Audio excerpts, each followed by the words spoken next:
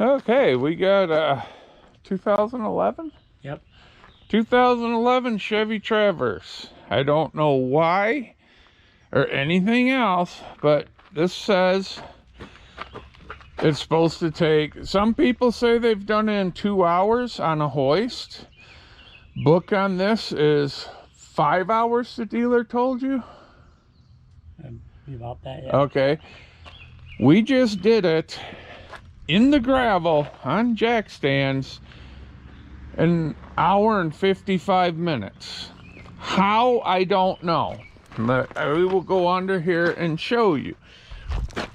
It's a Chevy Traverse? Right? Traverse, however you pronounce it. Then now what we did, I wasn't gonna screw around and everybody's, oh, you do this, you can go from that side. I dropped this body mount, that one over there. Got my jack stands, put it down, took the belt off. Everybody's, oh, go here. You can get the top bolt here. Where's my light?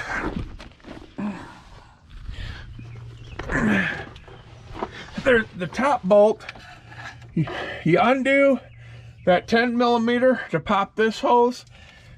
16 millimeter wrench to get that hose fitting off. Then you'll be able to see the top bolt. I undid that body mount, this body mount. I took the bolts out and I undid that one. I took the jack down, let it hang.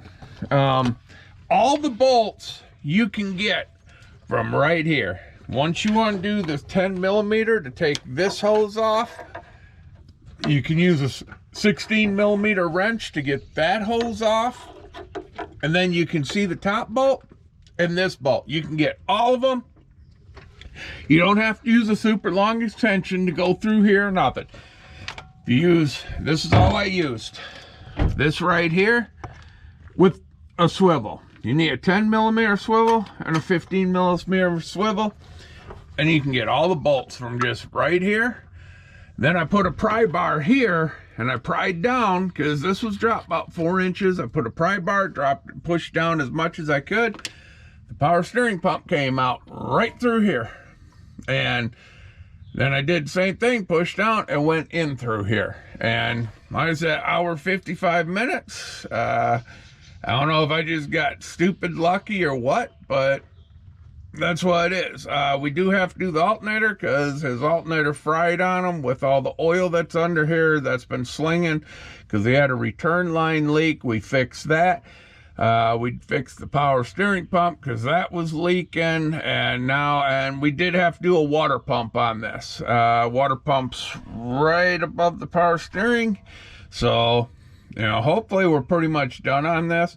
I am going to take the pressure washer one last time after we're done on this. So I ain't going to put tire on yet because I'm going to take the pressure washer and we're going to pressure wash this subframe, the motor.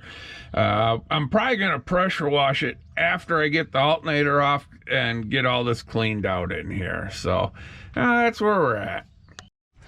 Okay, to remove the alternator, it works best if you remove your liner, because when you go, this here is your alternator bolt that goes into your ear right here, right there.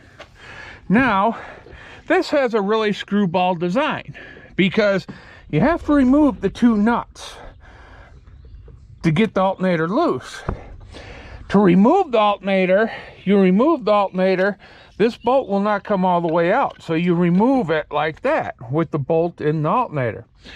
But to remove the alternator, once you take the nuts off, you need a 7 mil to remove the studs. The studs go right here.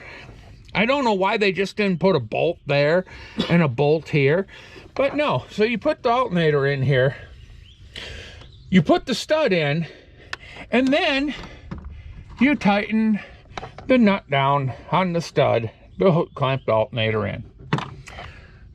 Don't ask me. I'm not going to try and even explain Chevy's design there versus, hey, let's just use a bolt.